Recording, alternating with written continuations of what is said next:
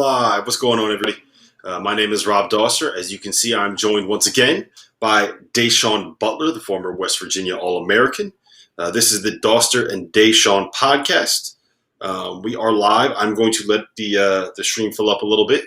And while I do that, I'm going to show you guys the Lucky Home Field Apparel tee is back. We got a new Lucky Home Field Apparel tee, Da'Sean. I had to get rid of the old Lucky one because the luck ran out. I lost like 5 straight bets. But tonight, we were on fire. We got Illinois. We got the over in Illinois Duke. We got Iowa. And we got Creighton plus 3.5. So it was a great night for us. We got a new Lucky Home Field Apparel tee. If you don't know what Home Field Apparel is, let me tell you guys real quick.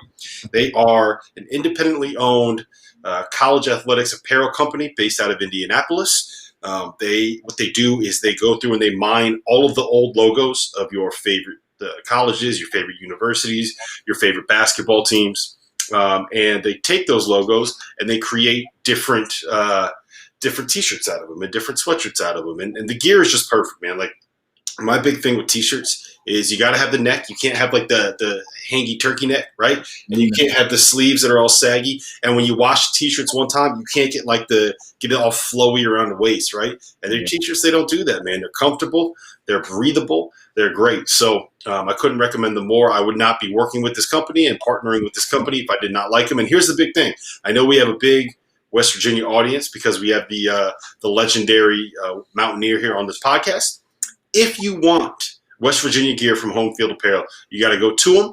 You got to tweet at them. It's Home Field Apparel with no E in apparel, and tell them you want West Virginia gear. If you tweet at them enough, they will do it. Mostly because they want you to stop tweeting at them if that happens. But yeah, so if you want to buy T-shirts like this, if you need a lucky T-shirt, if you've been losing some bets and you want to turn that franchise around, go to homefieldapparel.com. Use the promo code Field of. I almost forgot the promo code.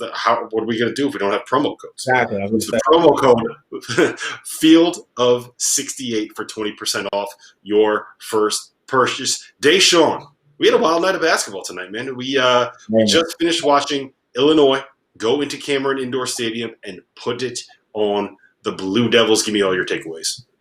I'm not gonna lie to you. I was very, I'm very shocked at Duke, but not shocked. I mean, we talked about this the last time. Them having a Jalen at the 5 is not a good idea. That's just not the vibe for the Duke Blue Devils. Coburn and Georgie were like, they did whatever they wanted in the paint if they got an opportunity to. With him on his back, with him on their backs, and just like I expected, Illinois they ran, man.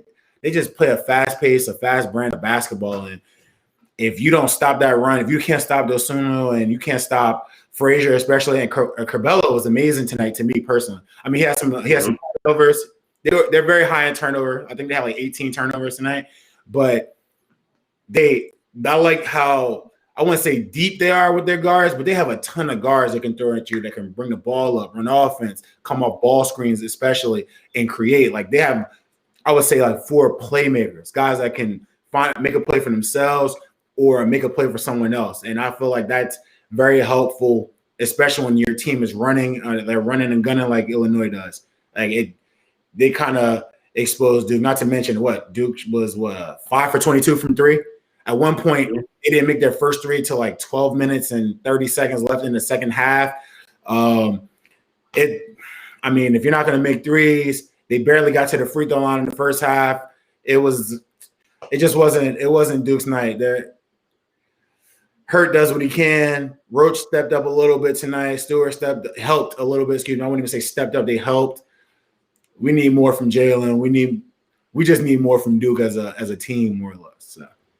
Yeah, I think the big thing for me was that Jalen Johnson and Matthew Hurt really couldn't take advantage of the mismatch that they had on the offensive end of the floor. Exactly. I had questions about the way that Coach K decided to roll out a lineup. I didn't think that he should start a 5. Like, who am I to question Coach K? But it just didn't make sense to me to start another big man out there. Like, I thought the best way for them to kind of attack Illinois was to go like full small ball, play Matthew Hurt and Jalen Johnson up front, and try to play Kofi Coburn off the floor. That's not what he did. He started Mark Williams. Yeah. They ended up getting down 17-4 in the first 8 minutes, and we didn't really see Mark Williams again the rest of the game. So to me, that was a little head-scratching. It was what Illinois did defensively was they basically put Kofi in drop coverage every time that Duke put him in a ball screen. And they just kind of said, all right, look, if Matthew Hurt is going to kill us with open jumpers from the top of the key, go ahead. If Jalen Johnson is going to kill us with open jumpers from the top of the key, go ahead. Matthew Hurt was 0 for 6 from 3. Jalen Johnson was 1 for 3. Hurt didn't really get anything going until the end of the game when it was kind of already garbage time. So to me, that was one of the biggest problems there. And it's also like they're just not – the talent level just is not what it normally is at Duke. Right? Like they got these 5 stars, but Wendell Moore – I don't know what's going on with him, man. He doesn't seem like he's right. He doesn't seem like he really understands what Duke is asking out of him. I thought he was going to be better this year than what he is. He's not. Matthew Hurt can score, but he's such a liability defensively. Like he probably gives up as many points as he scores for you. Right. So you end up kind of breaking even there. It's a weird team. It's a weird fit. I thought the pieces were going to fit better when I looked at them in the preseason, but this is just they're kind of like Kentucky, man. Neither of those teams are good basketball teams. How about this? Did you ever think that you would see a point in time where Duke and Kentucky were 3-5 combined?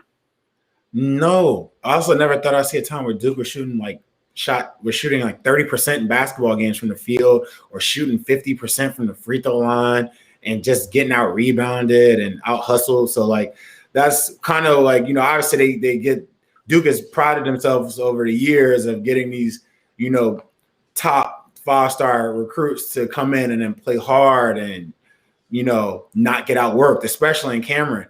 And that's not the case this year. These guys they've had, I would say, almost back-to-back games where they shot 30% from the field as a whole. And this game, they shot 40. Like, they just made 40. They shot 5 for 22 this game. They shot 56% from the free throw this game. I mean, it's almost as if, like, I want to say it's still early, so everybody has opportunities and time to grow, but it's almost as if, like, they're still trying to figure out what they can do to be, like, a good team, more or less. They're still figuring it out. Yeah, I mean, they're very much figuring it out, but I would say, for me, the big difference between them and Kentucky is that I can see a path for Kentucky becoming a really good team. And I understand why they're in the position that they're in. I don't want to go too deep into it, but having all of these new guys and playing 2 games against teams that are veteran-laden and play kind of a complicated style, the Princeton offense for Richmond and then that weird zone that Georgia Tech plays. I mean, you know this, Sean. When you go up against a zone, like that can really take you out of a rhythm. And if you have a bunch of young guys that have never seen that before, that can really mess them up. So I can see the path for Kentucky becoming good again. That doesn't mean they're going to get there. That doesn't mean they can climb that hill. That doesn't mean that I'm guaranteeing they're going to end up being like a top 10 team by the end of the season, but I can see a way for them to get there. I don't know how Duke becomes a top 10 team at any point this season, barring like, Jeremy Roach and Jordan Goldwire learning how to shoot threes and DJ Stewart becoming better defensively and Matthew Hurt becoming better defensively. Like, I just don't see the path for them to get there. Based on the roster that they have. Now, let's talk a little bit about Illinois because, I feel like some people got off the bandwagon a little bit after what happened against Baylor. And to me, crazy. They had a bad 3-minute stretch in the second half where they couldn't really stop the bleeding. But that, to me, had everything to do with how good Baylor is and not as much to do with, like, what Illinois is. Like, I love the way the team is built. You got a monster inside in Coburn. You can play big by putting Georgie at the 4 next to him. You can play small by putting Georgie at the 5. And then you got like 17 different guards out there that can all create, that can all make shots, that want to play in transition, that will try to defend. I love the makeup of the team that Brad Underwood has. Like, to me, that's just the top 5 team in college basketball this year. Most definitely. I mean, there were certain points in the game where I'm sitting there, I'm like, wow. Miller comes off a ball screen, straight line drive to the basket. Miller in transition. All right, cool. They got to figure out a way to stop Miller. All right, Dunsumu comes down the court. You can't stop him, so he's like not on the list. Like Frazier comes off a ball screen, goes down to the cup, gets a layup. Frazier comes off one dribble pull up. Like, what can you do? Like they have numerous guys. Like Curbelo looked amazing in certain stretches in the game. where like I love his game actually. I kind of feel like he plays so fluid and he has a great feel for the game. Like he is like one of those guys when you see the basketball in his hands, you feel comfortable. Granted, he had 5 turnovers, so that sounds crazy, but at the same time, yeah, he made some really great, like, smart basketball plays today. So yeah, but he also had like freshman turnovers, right? Like there was one play at the end. You could see Brad Underwood getting on him. They were up 10 with like 4 minutes left, and he goes and drives to the rim and turns the ball over. And Brad's like, "What are you doing?" That's right after him, and that's right after him coming down the floor and then like not passing the ball to anybody and shooting the 3 at the top of the key after breaking. Yeah, it's like, what are you doing? Dude? You can see the freshman like coming out of himself, like. Yeah, but I mean, you could tell he could play. He's got that New York City to him, man. Like he had people on skates. Yeah, like his handle is something else. Wow, the craziest part for me for Illinois is that like they're still not at 100%. They got a couple shooters that are still working their way back from injury. So I'm enthralled with that team, and honestly, I don't think we've seen the best from them yet. Nah, I feel like Adam Miller's still got room to grow. Curbelo's still got room to grow. They still got guys that are coming back from being injured. So like that team is, I mean, to me, and I know we can probably segue this into the conversation about Iowa, but to me, Illinois is the best team in the Big Ten right now. Yeah, and if that team gets any better, then I could listen. Like when you get late in the end of the season, if there is a tournament, God willing, like you got to be able to run.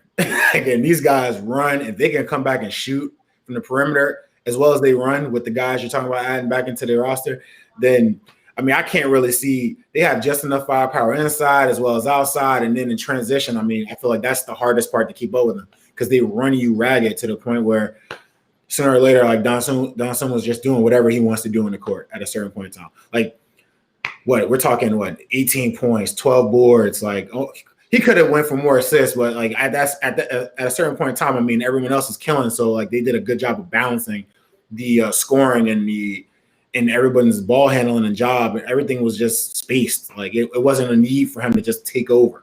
His teammates were doing great. So I'm very. I mean, they were up by double digits the whole game. Like he didn't have to go into takeover mode. Yeah, I felt like that entire game, Illinois never got out of cruise control. They jumped out to a 13-point lead, and like the most pressure they got was when Duke went on a 9-0 run in the second half to cut it to 10. It was never a thing. They never got under 10 points in the second half. They were up the entire time in double digits. So yeah, all right. So let's transition that to another Big Ten team and another Tobacco Road team. North Carolina went into Carver Hawkeye Arena and kind of got beat up a little bit by Luka Garza and the Iowa Hawkeyes on a night where Luka really did not play all that well. I think he was 5 for 17 from the floor.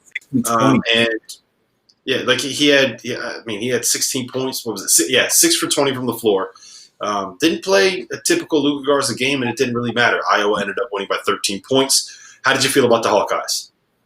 Funny thing is, like I watched the game, and the talk about the game was, if Iowa wants to win this game, they got to really go out there and defend. And if UNC needs to win this game, they got to really go out there and shoot. And it was the opposite.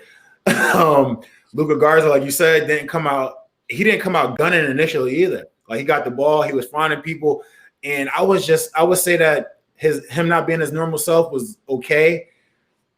The rest of the guys stole the show. What do you call I can't even remember. They got Frederick. I know Frederick and Bohannon. TJ Frederick and Jordan Bohannon. Yeah. Frederick had 21 points and 5 threes. Wise can't. They made 17 threes to the 3 of them. Like that's. I'm not going to say that they can't do it again because I don't want my foot to be in my mouth. I've already had that happen so far this season with the Big Ten. But like these guys were to me the stars of the show. I almost looked like they weren't going to miss in the first half. At one point in time, for a 5-minute stretch, it was unreal how many threes were being made, and you didn't even need Luka Garza to be out there. It was crazy. And the funny thing was, UNC throughout the game, through the first half, they were kind of lulling around, I would say, and in the second half, they picked up their transition offense and was getting some baskets and was cutting the lead down little by little. But UNC shot the ball well. They shot the ball well from the field. They shot the ball well from 3. The only things they didn't do was make 17 threes, and they also they had 18 turnovers compared to Iowa's 11.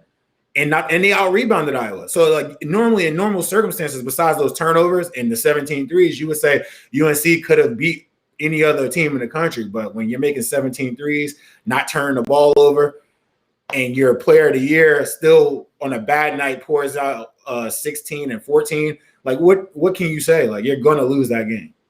Yeah, so my thing was, I've thought about this, and my initial reaction was like Luka Garza did not impact that game, and I think I actually tweeted out at halftime like he's been a net negative for Iowa because of what he gave up defensively and kind of like all the missed shot. Like he missed like 9 layups in that first half. But I've rethought that a little bit because I do think that part of the reason we saw so many wide open threes for Iowa in that first half was because Roy Williams was so focused on making sure that Luka didn't beat him.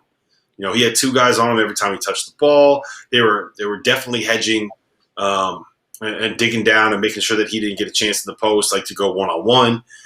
And I mean, look, North Carolina's rotations, like they were jumping at like anything that even looked like a pump fake, they were jumping at. They were terrible like defensive rotations. It was not a good defensive performance whatsoever. But I do think that a lot of that credit's got to go to Luka just for the presence on the floor. Like we talk about shooters having gravity, right, and the space that it creates when you have to be able to get out and defend someone at the 3-point line. Well, Luka Garza, like there's a certain level of gravity that he has in the post. And I'm not just saying that because he looks like it. He looks like a fat dude out there, right? Like he's not. He's about 260 pounds of like solid muscle, but he's got that like lean that when like fat guys get kind of tired when they're playing.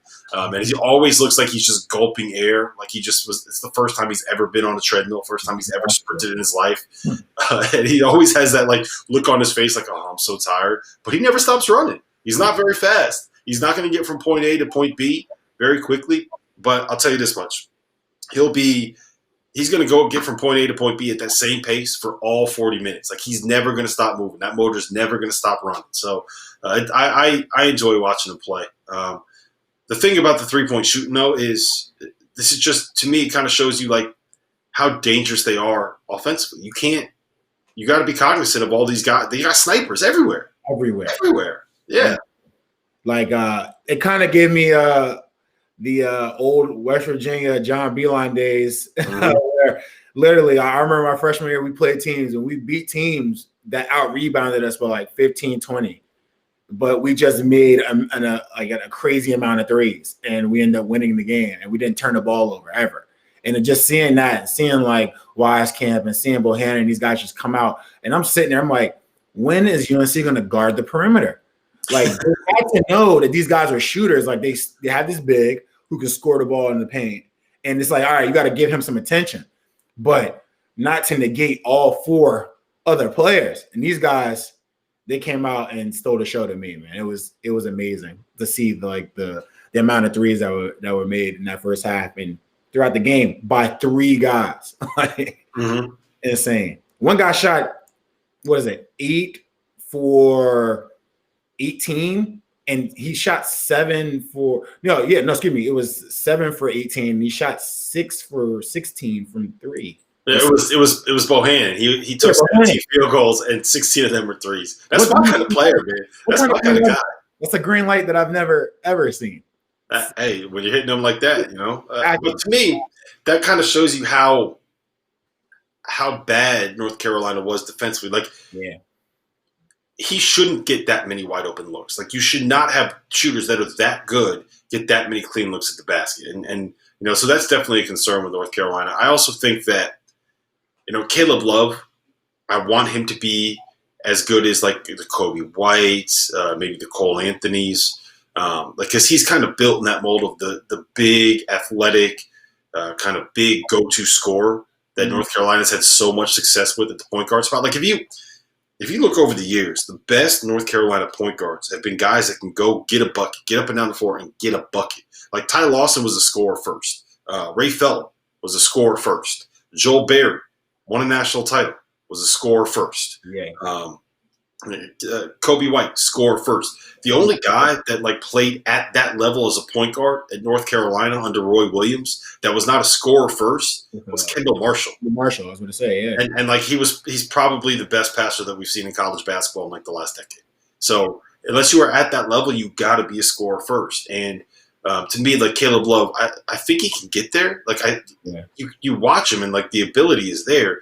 It just hasn't quite totally clicked for him. And the fact that they just don't have any help for him on the wing, like I don't think Leaky Black is the answer, and I don't think RJ Davis is the answer. Like those guys are good role players, but I do think that you need more.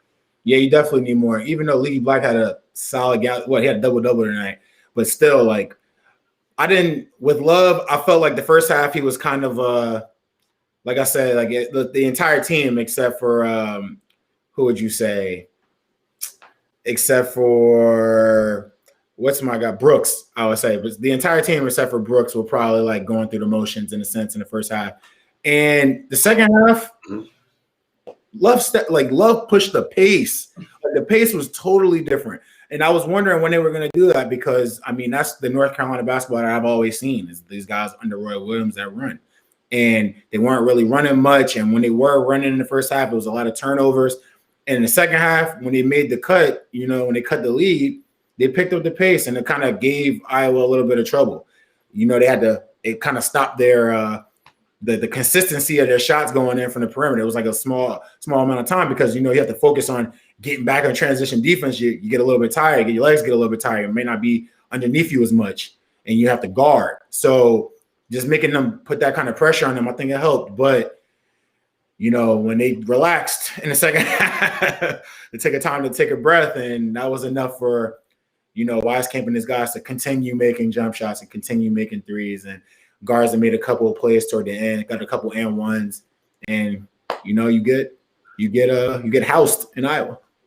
Yeah. So my theory and my kind of take on that is I think that North Carolina, when they're not getting stops. Like a Roy Williams team can normally run off of makes. It's harder to do, but when you have a veteran squad, like they can run off of makes. We've seen them do it. Yeah. But when you got to take the ball through the hoop and step out of bounds and then make the pass in, it's very different than grabbing a rebound and hitting that outlet and your guys are already gone. So I think that what we saw, at least early in the second half, was they were getting stops, and that's how they were getting out. That they were getting out in transition. Now, traditionally, like where Iowa just gets absolutely blasted is in transition. And on the offensive glass, right? Yeah. Like that's where you can beat them, which is why this was kind of a matchup where we're like, okay, maybe North Carolina actually has a chance to go in there and get a win in this one. And it just, outside of those first 10, 11 minutes of the second half, like they just could not get in transition. I think they scored 37 points in the first 11 minutes of the second half.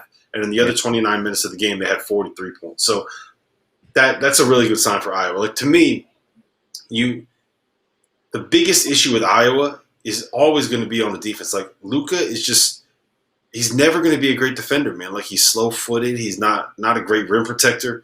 You're never going to be able to have him guard ball screens. Like good teams with good ball screen point guards are going to be able to put him in a ball screen over and over and over again and just rinse him, right? It's kind of like what Ohio did with Kofi Coburn. Remember when that kid had 31-8? So, I mean, if Iowa can play defensively like they did for this game outside of the first 10 minutes of the second half, then we're having a very different conversation about what this team can be than if they still have that 10-minute stretch where they can't guard anything in their game. Does that make sense? That makes more than enough sense. I mean, they're a great offensive team. They can get it together defensively. We're talking what we expect to see from them. I mean, everybody's saying they can get to the Elite Eight, Final Four. I mean, you see that with their offense. Just the defense needs to, back it up. Yeah. All right. So the other really big game of the night was Kansas and Creighton, which probably ended up being the best game of the night. We had it ended up being 73-72. Kansas won. Marcus Zagorowski missed a free throw at the end of the game, which was just a heartbreaker. I feel bad for that kid, man. Like have you ever been in that situation where you missed like a would-be game-winning or game-tying free throw? Not even a free throw. I had the ball in my hands and dribbled the ball off my foot with like like seconds left before that. On the same level of embarrassment, I guess. Like, hey, listen, man, that was just bad coaching. Your coach should have known not to let you handle the ball. No, that was perfect. I had to shoot that. So the thing that really stood out to me about this Kansas game was Jalen Wilson. I'm not breaking news. Jalen Wilson's pretty damn good, and if Kansas is going to have to do this like 5-out small ball lineup with Jalen Wilson at the 5, like, you know, it might end up being that he's pretty good and pretty suited for that role. Oh man, if you had told me before this game that Wilson and McCormick were going to be the guys to hold it down for Kansas, I probably definitely would have disagreed. Shout out to McCormick. He came out there and he did what he was supposed to do. He went cold early in the second half, and I would say a little bit for the majority of the game. Wilson had a beginning of the second half, where he went cold as well. But I would say those two were super, super consistent throughout the entire game with their presence, more or less, than having to score the entire game. Wilson did his part with the scoring though. But geez, bro, like what? Brown. First of all, is it Brown? It's Brown. It's Brown. So I really hate. This kid, it really frustrates me, right? Because my last name has that AU in it, just like his last name has that AU in it, and everyone calls me Dauster. Yeah. And there's like no word in the English language where AU is like an ow sound. Yeah. Like what do you put on pizza? You put sauce on pizza. Yeah, like you don't put sauce on yeah, pizza unless you're Rick Ross. Like that's the only way you put sauce on pizza. So this kid is coming out here with an AU in his name and is calling himself Brown. Like, and I'm like, that's not Brown. But either way, respect to that man's name. He went out there and he hooped too. He helped out as well. I mean, he was 4 for 9 from 3. He had that little bank 3 leaning almost out of bounds from the left side.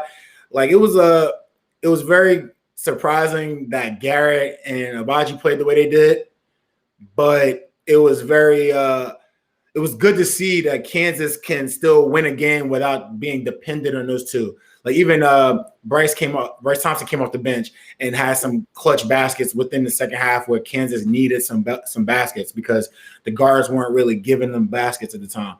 So it was good to see that, you know, the collective, the others can come in and just, you know, step up for the guys who are normally scoring for them.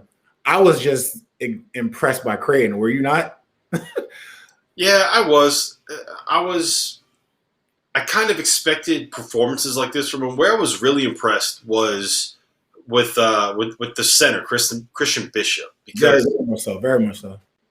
If Creighton is going to be a team that can compete for a Big East title, that can try to make a run for the Final Four, they really need Bishop to be a guy that can play bigger than he is, right? They need him to be their small ball center. They need him to be a guy that can protect the rim, that can step out and make a three, that can rebound the ball, that can handle his own against guys that are the size of David McCormick. And, you know, I know McCormick had 13 points.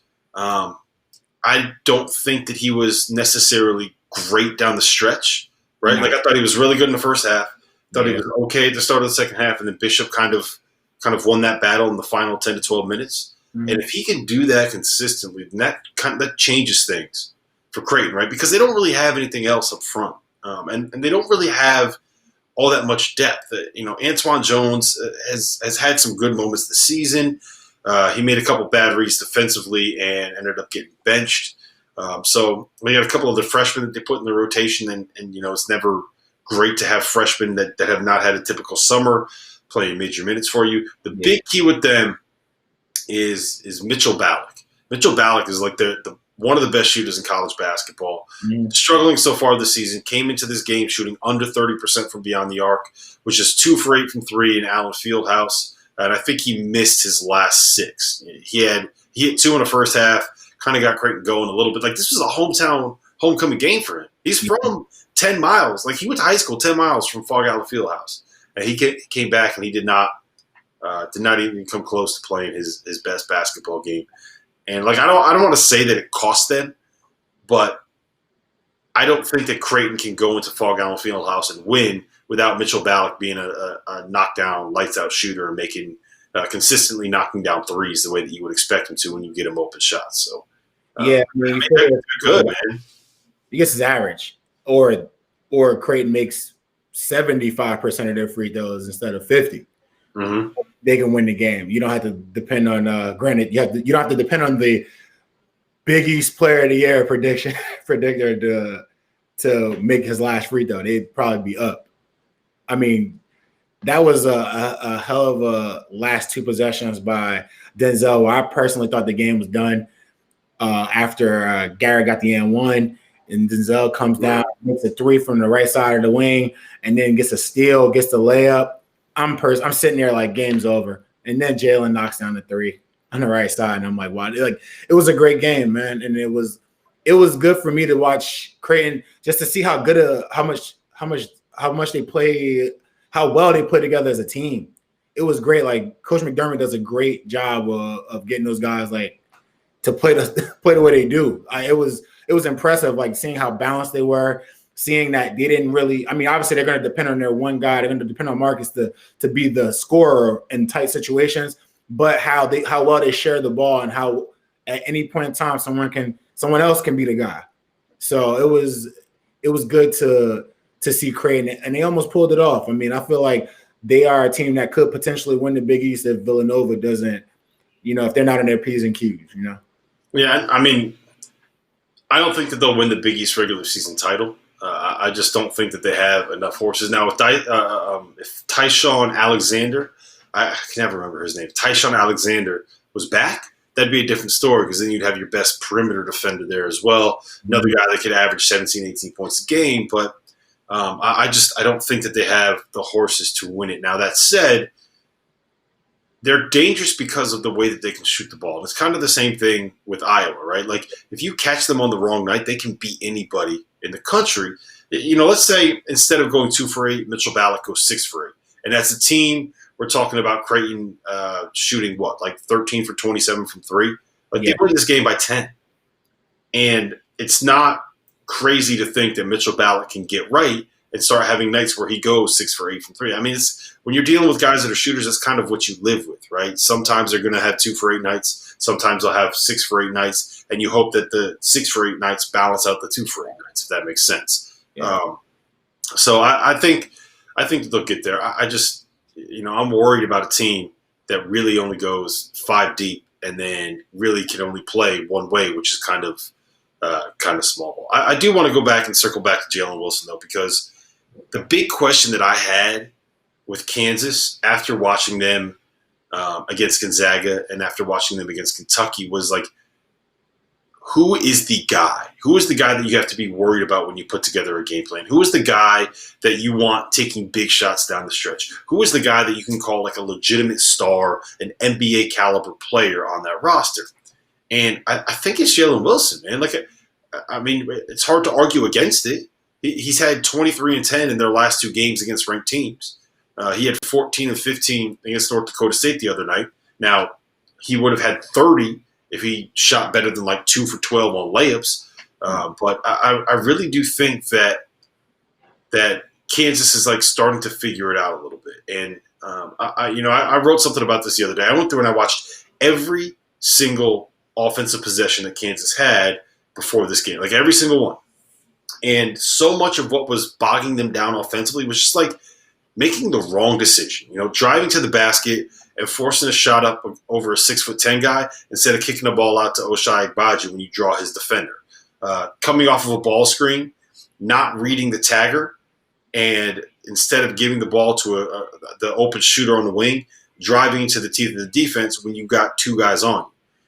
Things like coming off of a pin down, having 8 feet of space as a shooter on Kansas, and then not taking a shot. Instead of doing that, driving it to the rim. Christian Brown did that a couple of times. So it's little things like that that I think can be coached out of them is part of the reason why I'm bullish on this team. They got a star. They've got 2 different ways to play. If they need to play big, like they showed that they can do that fairly effectively against Creighton in the first half. If they need to play small, they can obviously do that now that Jalen Wilson has become a star at the 5. So they're never going to have the ceiling of some of the other teams, I don't think. But to me, like they've kind of said, like, okay, you know what? We're still a team that can get to the Final Four. Are you there with me at all? Final Four? No, I'm not there. But to your point, we talked about this last time where we discussed where there are going to be certain pockets where you can play Cormac in games, and this is one of those pockets where he's bigger, playing against what you would necessarily, I wouldn't say it's a smaller school, but they tend to play a little bit more small ball than Kansas would necessarily like to play. And Cormac was bigger, and Cormac went out there and played what you would say the best basketball he's played this season so far. Was that wrong?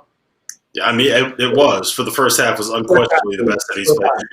It wasn't a high bar to clear though. It wasn't a high bar to clear. Again, we're just that was what we saw, and that's what it was against a smaller Creighton. So I don't want to jump out the window and say I wouldn't necessarily think that they would be a Final Four team. Now, Wilson is a really good basketball player, and he has had 2 games against 2 ranked teams where he's putting up big numbers. But I feel like I need to see a bigger sample size of games to necessarily make him a star. Because I also remember us sitting there watching him saying, like, who's going to be the guy? We watched these games where he wasn't necessarily there. And we were sitting there like, well, Kansas can't get out rebounded with McCormack and Wilson out there, and Kansas can't do this and do that. And, I can't expect them to get to a Final Four. That's just not me. So hopefully you can I'm still on air. Where are you at? It looks like we just lost my guy Rob in my talking. So I'm going to either wait here for him, everybody, or we can quietly say thank you for listening to the show and join us again. I'm Da'Sean Butler. You just lost your host, Rob Dauster, and this is Dauster and Da'Sean. Check us out later. Peace.